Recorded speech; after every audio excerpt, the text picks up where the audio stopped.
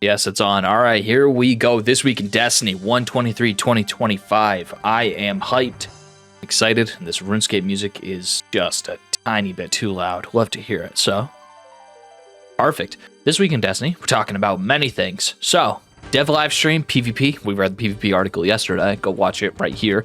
Update on Heresy content delivery. I hope it's better than last season. Last episode was awful. Weapon and armor updates, new weapon rewards as old ones leave rotation, games to give, cool, new movie of the week. But anyway, Twitch drops Heresy Act 1 developer live stream January 28th, 10 a.m. Pacific time, 1 p.m. Eastern Standard Time. I won't be able to watch this because I have a job. I get to watch it afterwards. Anyway, official Twitch channel, Twitch drops. Got some cool emblems. They look all right.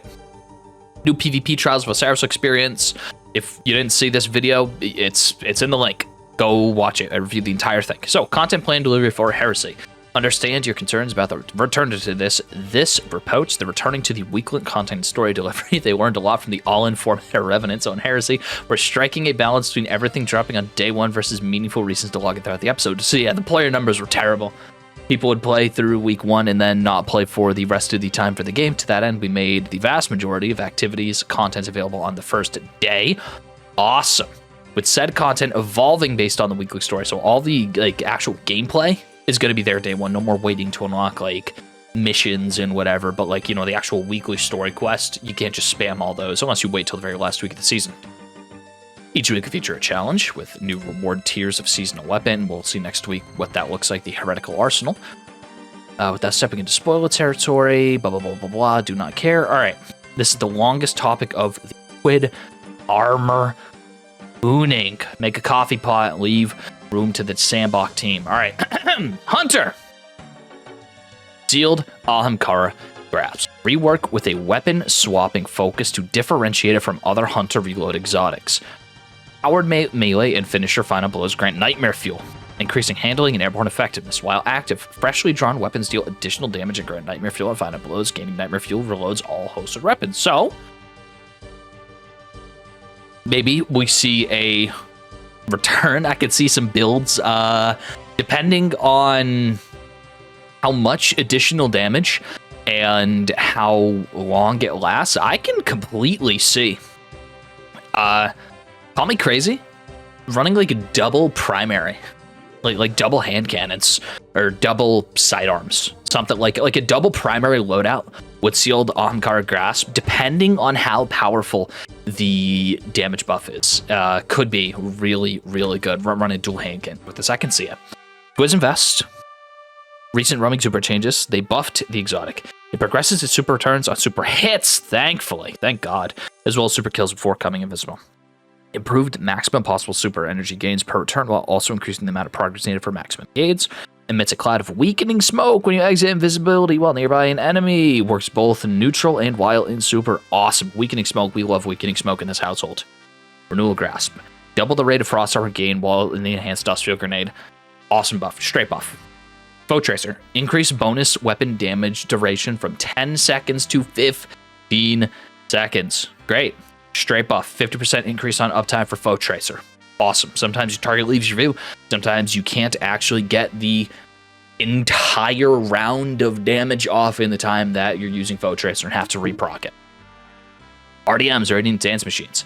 Improved airborne effectiveness and hipfire mobility range and accuracy for primary ammo weapons. So just base, it is a stat stick for your primary ammo weapons. Multi-kills with primary ammo weapons refund dodge energy. Interesting. And while dodge energy is full, multi-kills grant extra charges. Ooh. Powerful combatants and guardians counts as more than one kill. Awesome. Good buff, good buff, good buff. Just the flat benefit to primary ammo weapons to reward primary skill and primary gunfighting. I see they're focusing less on abilities and more on primary gunfighting. So between the changes to Ahamkara's in RDMs, you see that's going to be good. They're reworking to the relativism perks. Spirit of Galanor, reducing the maximum amount of energy refunded for Silk Strike and Golden Gun to 30%, down from 50%. Yeah, it was kind of busted a little bit, the way you could refund Golden Gun energy with Spirit of Galanor before. So this is a nerf that everybody and their mother saw coming. And the Spirit of Foe Tracer has inherited the changes made to Foe Tracer. So Spirit of the Foe Tracer, the changes where the buff from 10 to 15, it's also getting buffed on relativism, just as you'd expect. All right, now that I'm done choking, moving on to the Titan reworks. Titan Ramparts. They're removing several downsides applied by Assault Barricade, but bringing it in line with the base Towering Barricade behavior. Cumulatively, these changes result in the Towering Barricade you can shoot through with no other downsides while Titan is equipped in PvE. See below. They increase the health by 100 points. It no longer increases the cooldown and no longer decreases the duration. Furthermore, increase the damage dealt to Titan's barricades by Guardians from 125% to 160%, so it kind of lines up a little bit with the increased health. The result is near identical effective barricade health in PvP. It's approximately 2.5% less after these changes. You will never notice this unless you are blinking at this with a lightweight SMG from so far away that the gun stops dealing full damage. Eternal Warrior. Final blows of Fist of Havoc now grant an extended super duration. Perfect. Plus something. Perfect. Ursa Furiosa. Blocking damage with Unbreakable now returns grenade energy instead of super energy. Yippee! Grenade energy is returned at the end of Unbreakable and is scaled based on the amount of damage that you blocked with it. Yippee! Yippee! Yippee! It synergizes now! It synergizes now! Let's go!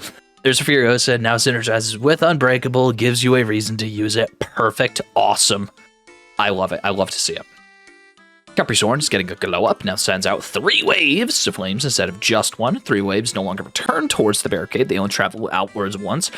This is probably because of that one weekend where Capri Soren broke Iron Banner. Tracking on the waves has been enhanced, and combatants damaged by the waves are now enveloped in a sunspot. Players are enveloped if they are defeated. Now requires a solar super to be equipped to create the flame waves from the barricade. Awesome. Capri Soren, solar subclass. You create barricade to emit waves damaging solar energy. I wonder if the waves are going to be the same waves as Dead Messenger and the kind of fan out in a V shape, or they're going to be waves as like just 3 parallel waves to each other. I'd rather see the waves behave like Dead Messenger than behave like parallel. Insurmountable Scope for it. Now grants energy to arc melee abilities when hitting targets with any melee attack. The amount granted varies based on the amount of melee used. From most to least energy granted, power melee, non-glaive on power melee while knockout is active, and unpowered melees including glaives.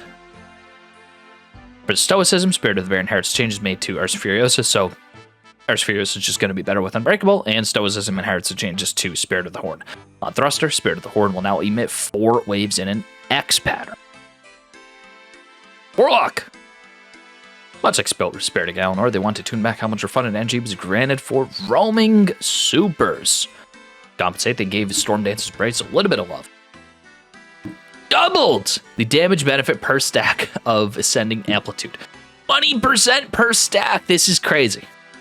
Now, also reduces the cost of an Ionic Blink in a super by 50%. Your mobility just got better. Your damage just got higher.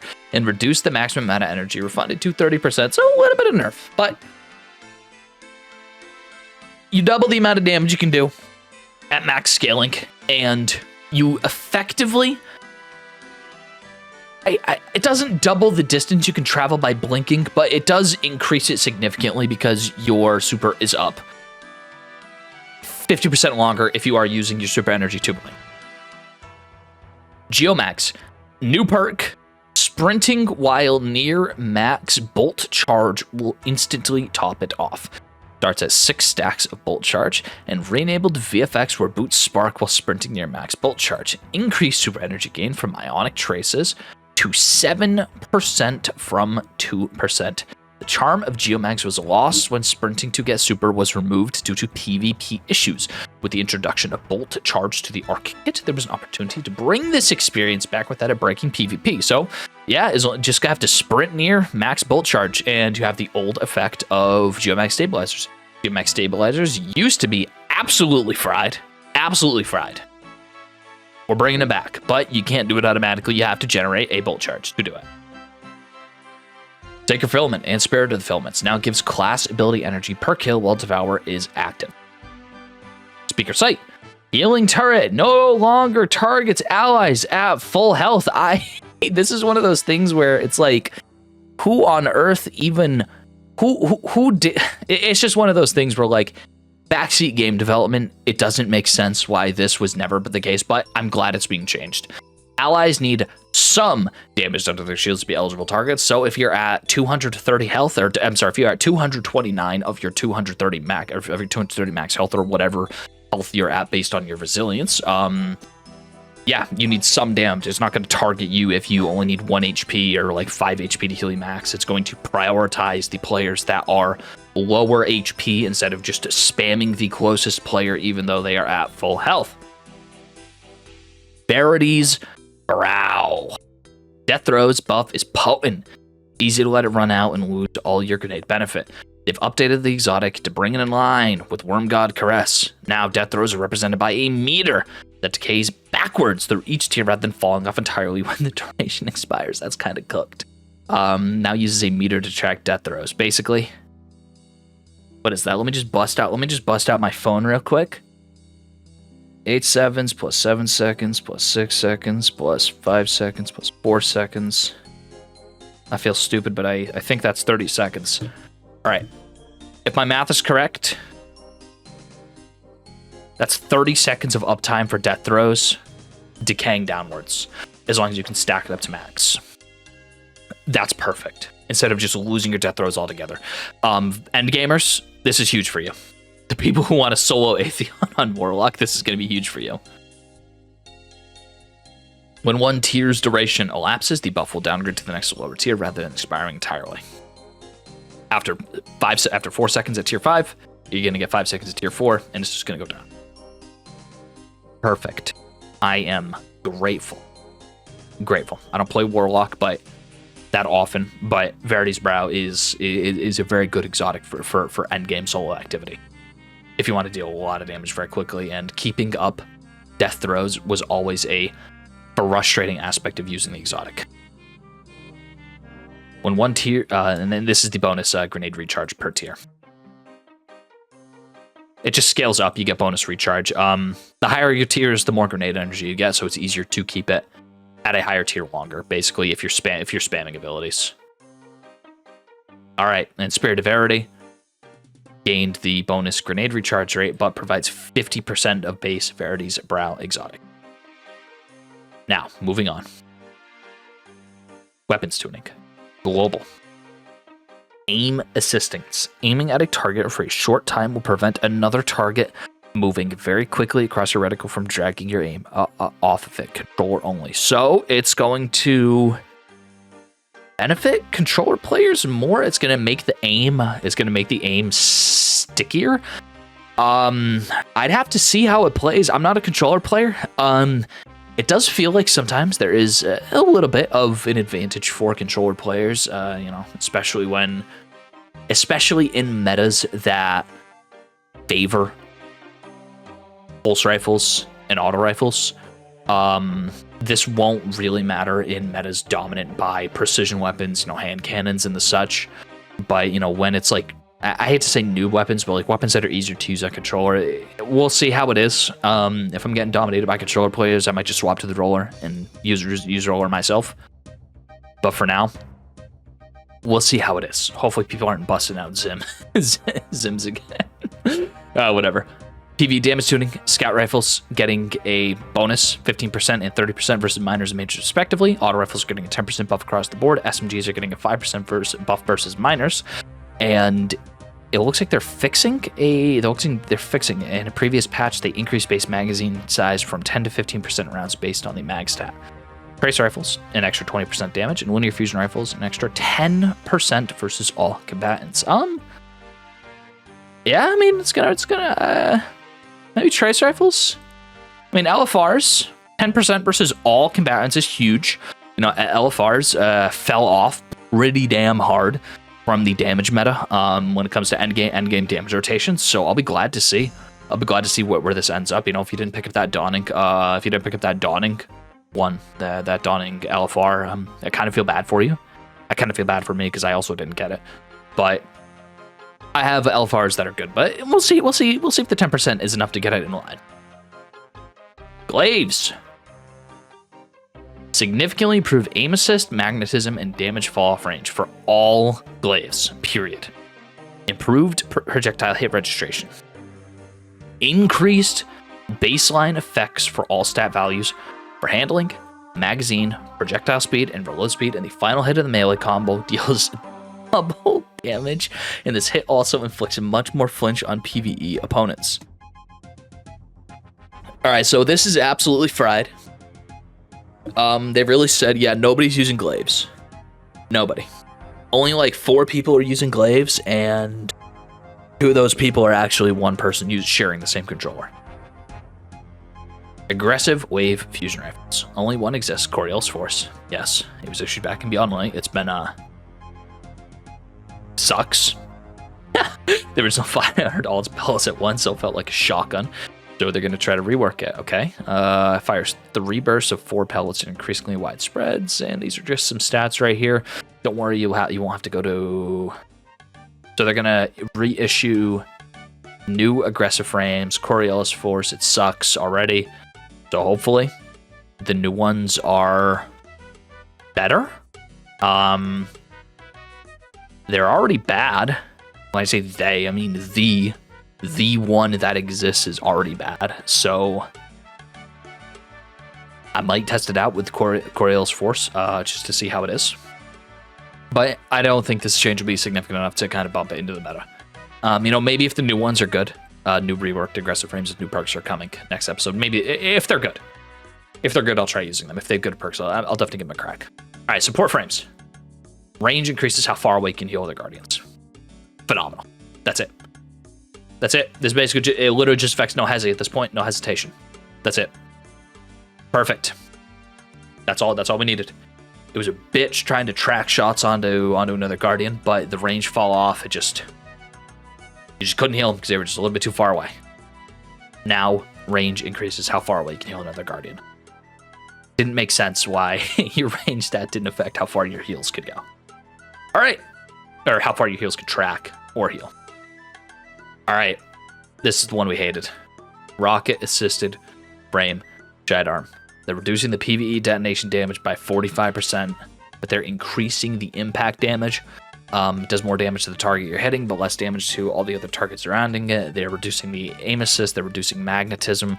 They're reducing the damage versus boss vehicles and mini bosses. Barry Bloodline's body shot was unaffected. Its critical hit damage is actually buffed by 8%. Barry Bloodline making waves because it basically crits just by existing due to its exotic perks.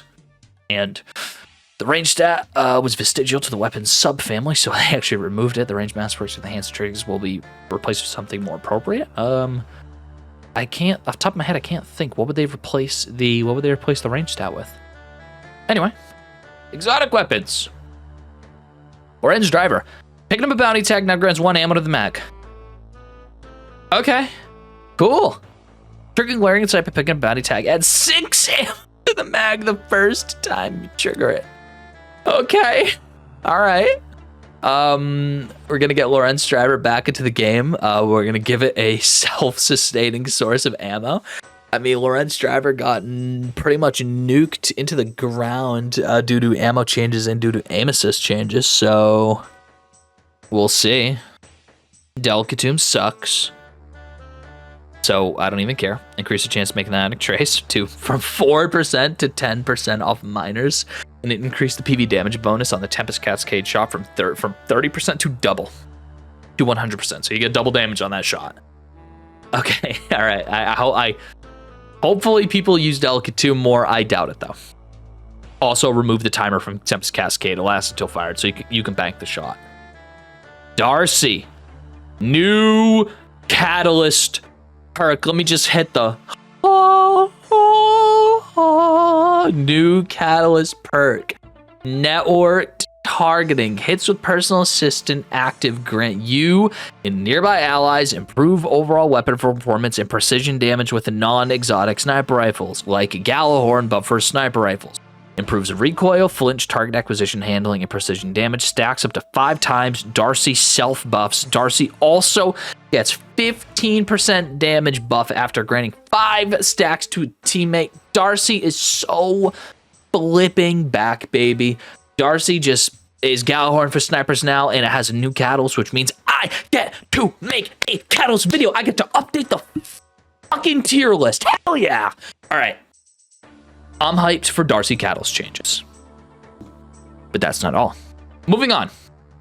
Edge of Action, Edge of Concurrent, Edge of Intent. All class exotic glaives. Special shot no longer tied to glaive energy. Now triggered on 6 weapon hits to allow the special reload. Increments off both shots and melee hits. Edge of Concurrence, effects of jolting feedback added to the intrinsic perk. Edge of Action, effects of disabling rounds added to the intrinsic perk. Edge of Intent, effects of incandescent added to the intrinsic perk. Adding Cure to the special shot impact. And Healing Turret no longer targets allies in full health, and also adding the Healing Turret buffs from the Traveler's, the Speaker's helmet, whatever. Buffs get added to the Edge of Intent. Good buffs. Good buffs, good buffs. Centrifuge. Increased mag size to 45. I like it. All right, here we go. Dead Messenger, Hardlight, and Borealis. The 3 exotics that share 1 perk. We're revisiting the exotic perk, the fundamentals, to modernize it a bit. Elemental keywords such as Restoration and Volta have become part of Destiny 2's modern fundamentals, no pun intended. The stat bonus based on current elements has been removed in favor of damage bonus when you apply or received an element keyword matching the current elements. Ooh. We're also giving a small stat bump to Borealis since some high-skill PvP players have taken liking to its current stat offerings. Well, I'd like to see who their high-skill PvP players are and why their names are Timmy, Jimmy, and Tommy. All right, the fundamentals for all of them grants 30% damage buff, 10% of PvP. This weapon for 10 seconds when you apply or receive an elemental keyword that matches currently selected damage type for this weapon. Void Hardlight is going to fry so hard in next season that it is not even funny. Void Hardlight is going to fry so unbelievably hard due to how easy it is to trigger Void keywords. You might actually see me using Hardlight as a main weapon next season. Now, on the Borealis only, increased stability by 20, aims by 10 to permanently grant it the Void element bonus that it will no longer have access to since Borealis is a sleeper pick in PvE. Who wrote this? Who gave back? Who on the Bungie balancing team said to themselves, yeah, I want Borealis, right? Anyway, this bonus was selected over Arc since there are more ways to get. Yeah, that's ridiculous. They did it for this. They did it for the aim assist. That's kind of silly, but you know what? Borealis kind of blows, so we'll take it. We'll take it. Telesto is a solid one. Oh, is that? Oh, can we all see? Do we all see it? All right, now that I messed it up. All right, Telesto is a solid weapon. Balax is a solid high point. How do you buff Telesto? Make it more Telesto. Harbinger's Pulse now only refills Telesto ammo for a reserve instead of Telesto in your kinetic energy assault weapon. Now triggers with any Void Final Blow. Final Blow requirements increase from 2 to 3. However, Telesto Final Blows count double. In other words, will trigger from 2 Telesto Final Blows or 1 Telesto Final Blow plus 1 other Void Final Blow or 3 other Void Final Blows. The multi-kill timer increased from 2.5 to 4.5 seconds. All right, everybody. Ring-a-ding-ding, ring-a-ding-ding. Ring-a-ding-ding, ring-a-ding-ding, ring the ding-ding dinner bell. We got a brand new catalyst, baby. Brand new. Ring-a-ding-ding-ding-ding-ding-ding-ding. New perk. Harbinger Seed, baby. New catalyst, new perk. Ring-a-ding-ding-ding-ding-ding-ding-ding. After 3 activations of Harbinger's Pulse, a special reload of the weapon will cause a rain of Telesto projectiles to your next direct hit. Yeah, that's pretty much it. You remember the weekend where they made Telesto crazy? This is just a variant of the crazy Telesto projectiles we see, but you know me, I'm the catalyst guy. Yeah, you know me, I'm the catalyst guy. So, Harbinger Seed. We'll see. We're going to do some testing. It's the first thing I'm going to be doing as soon as I get home from work that day, is playing with Telesto. Vex Calibre. With the buffs last season to overshields, it seems like this weapon gives you a few tweaks to take maximum advantage to emphasize the Paladin Protector fantasy. Triggering perpetual loop hope by scoring a melee kill while your Void Overshield is active will also fill your glaive energy to full. Awesome. Slightly increase Void Overshield trickle on rate to nearby allies while guarding, and increase the potency of Vex Calibre's secret innate advantages against the Vex. Vex Equilibrium secret damage when striking his projectiles against a certain enemy faction has been increased from 10% to 25% to match Wish Ender and Malfeasance. And Vex Equilibrium now briefly disorients non-boss Vex with melee attack. I like the fantasy of using Vex Equilibrium against Vex. It's good. It does a little bit more damage and kind of stuns him a little bit. Now, Vlodkivkoy. New intrinsic effect. Grants 1 stack of bolt charge to all nearby allies for every 2 rockets fired. 4 stacks per trigger pull. Alright, the Queenbreaker. One of the most requested features of the weapon was the ability to swap special reload between scopes in game. We've added this functionality along with some other changes to make each scope's firing mode feel unique. Player can special reload at any time to swap between scopes. Perfect. Thank fucking God this took 10 years too long. Marksman sights retain the previous behavior firing a single shot that changes nearby targets and blind them. The range of the chain is being increased to 10 meters. Now, combat sights alter the weapon to fire a 3-round burst, but at a charge time of 533. Sustain damage on the target decreased the charge time weapon down to a 300 charge time with no loss of damage. Useful for quickly dealing damage to bosses or other high health targets. The scope that you select in the inspection screen will determine which scope is active by default. Awesome. I wish there was a way that this was true for the fundamentals weapons, because those tend to start. They just pick an element and start. I just don't remember what it is right now. I think they start on void by default. You can't select which element you want those to start on. Unless you die, then it kind of stays. Alright, the colony. Increased detonation damage by 40. Increased number of bots spawned by 1 for all enemy tiers except players. So, more colony, more better. Quicksilver Storm, reduced shots required to trigger a rocket by 17%. They nerfed the shit out of Quicksilver Storm last patch, and its usage fell into the toilet. They're removing it. Legend of Acreus. Acreus has long been a viable but particularly niche fish with chalk and changes. my pronunciation is cooked now. They're reducing the spread angle by 33%. Perfect. And they're increasing the maximum projectile range from 12 to 18 meters. Now, you're still not going to map things with this gun.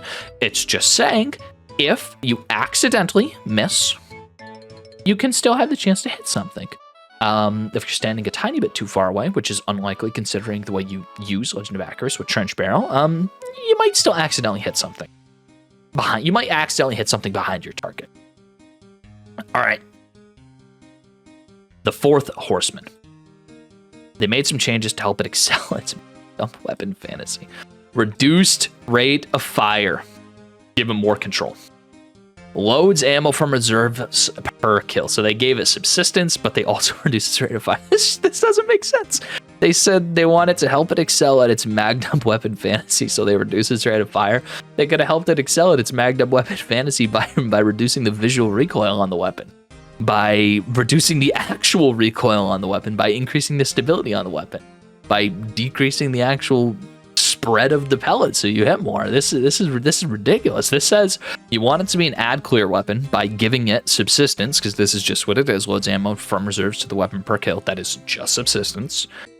And reduces the rate of fire slightly. How slightly is slightly? 100 rounds per minute, 50 rounds per minute? We'll see how it feels. We will see how it feels. So for Lord of Wolves, we've got a little bit of reworks. So increasing the range and reducing the base damage, removing the accuracy penalties from the standard fire mode, and Release the Wolves now triggers on hip fire instead of special reload. Fire's full auto grants increased damage and rate of fire, reduce accuracy and range. So there's no more special reload. The switch fire modes, it's just hip fire. You're not going to have to micromanage the 5-round and 10-round burst. 5-round burst if you're aiming down sights, 10-round burst if you're hip fire. Now, they're reworking the catalyst a little bit, so this is going to affect the rating. The reload and stability boosts are now built into the weapon, so that is a negative, so the catalyst is losing functionality. However, we're changing it. When Release the Wolves is active, aka just by hip firing, dealing damage to targets scorches them. And when aiming down sights, defeating targets spreads scorch to nearby combatants. A little bit of a rework. A little bit of a rework. That's pretty much it. Because before it was either you get reload speed or stability, just based depending on which fire mode you're in. So those small bonuses are just cooked, just built into the. So we'll see how this plays. I'll do some testing. So right now we're up to 3 Catalyst rewards. Perfect. All right, Cloud Strike. Add a behavior to Stormbringer. Rapid precision hits Gets create a lightning storm at the point of impact and grants a stack of bolt charge, just as we expected. And precision findable is generated a lightning bolt at the target's location and grants a moderate amount of bolt charge, just as we expected. Thunder Ward. Findable is this weapon generates a lightning strikes from above. Lightning strikes grant a stack of bolt charge, strong against overload champions. Exactly as we expected. Alright. Those are all the exotic reworks. Moving on to weapon perks, weapon perk changes. So this is crazy, by the way, destabilizer grounds. This is actually crazy. Now grants volatile rounds for 2 seconds if any targets are hit by the volatile burst from the initial final blow. That's insane. Just innately granting volatile rounds for 2 seconds. That's crazy. And reduces the cooldown of the perk. Awesome. Full court. Scales detonation and burn damage of aerial denial grenade launchers. Ambitious Assassin removed both multi-kill and reload timers to make it more comparable to Envious Assassin because this perk requires you to use ammo for the perk. What? Let me reread that. Removed time requirements on the perk to make it more comparable to Envious Assassin. Okay, as a perk requires you to use ammo. Alright, because Ambitious Assassin fell off because you actually had to spend ammo to draw, to get more ammo. Alright. Flash counter. Rework to read, taking damage after guarding, emits a disorienting blast. No longer requires a timed input melee to trigger and deals a moderate amount of damage in a cone in front of you, disorienting combatants. I don't even remember what the flash counter perks look like. I'm not gonna lie to you. Oh yeah, minor spelling error. Minor spelling error. Minor spelling error. Alright, draw, oh coward. Yeah. Nightfall. We got 2 new Nightfall weapons. No, 1 new, one returning. Lotus Eater. Void rocket assisted sidearm. Is this thing dead on arrival? Let's see. Strategist, Feeding Frenzy, well-rounded shoot tool, beacon rounds, construction. Okay, and One for All, redacted. High ground, reverb, frenzy, general junkie. Nope. Lotus Eater is going to be good. We'll see which. We'll see what its model looks like. I'm excited. And Palindrome. Closing time, elemental capacitor, explosive payload, outlaw to the pain, and magnificent howl snapshot. That's right. Ooh. Palindrome, arc adaptive. With these perks, I fear this is dead on arrival. I fear they killed Palindrome. I'd say eulogy, but I'm not a good orator. Anyway, Vanguard Arps, just the base weapon. The Cynosure, a strand aggressive rocket launcher. And this is just the 12 perk in each column. It's just a rocket launcher, a strand aggressive frame. You can farm for it. It's just a new world drop. Nothing standing out. Nothing standing out to me. It's just a rocket launcher. Whatever redact that is, we'll see. All right, now Gambit. Backfang, an arc rapid fire glaive. Okay. 2 redacted perks on this one. Volt shot, swashbuckler on a glaive. Replenishing Aegis, okay. Lead from gold, field prep. This thing could be good, Backfang. It's rapid fire. And it's arc, and we already know about Joker's longsword. Alright, more weapons weaving suit. So Undercurrent, the Prophet, and Reese Walker, and Lethal Abundance. These are leaving the rotation. And besides that, games to give. Donate 2 games to give. There's some streamers. Here's the Dark Hero emblem. Here's the emote preview. This is one of the cell shaded ships. These are a couple of emblems. If you are a emblem nerd, I'm not an emblem nerd. Or a charity nerd, I'm not an emblem nerd. So yeah, these are the new incentive emblems. The Boom, the comic book. It's very comic-y theme this year. 1,500 above and beyond. This one is Heat. If I had $1,500 to donate to myself through games to give, I'm sure I would get this emblem because this is Heat, but unfortunately I don't have $1,500 to donate. Anyway, how to get involved if you are interested. Los Angeles Wildfires. This is a cool t-shirt. Cool emblem, supporting a good cause. And that's pretty much it. New Bungie award. Get a new Bungie award. You gotta get a new Bungie award for the new exotic mission. Whatever this is. The new Revenant Slayer Baron. More Skorgan tunes. There's gonna be a bajillion Skorgan tunes every single week. Hashtag D2 Skorgan. For first time, we're going. Yeah, they're choosing a ton of winners. All right, that's pretty much it. We're just doing Skorgan forever. And new emblems. Artist of the week. Ooh, look at this. I like these emblems. some known issues. All right, that's pretty much it. Yeah, I'm just scrolling down. That was probably the beefiest TWID. 35 minutes of just straight yapping. I mean, if I just go to, if I sort by Catalyst, Catalyst was mentioned 4 times in this article. New Darcy Catalyst, new Telesto Catalyst, and we have a new Lord of Wolves Catalyst, because even though it doesn't say it's a new Catalyst, these 2 new functions to the Catalyst is a new Catalyst. So, with that all being said, I'm very excited. Yeah, that's pretty much it. I'm going to edit this down and get it uploaded hopefully before 7:30. Thank you for watching, and take care now.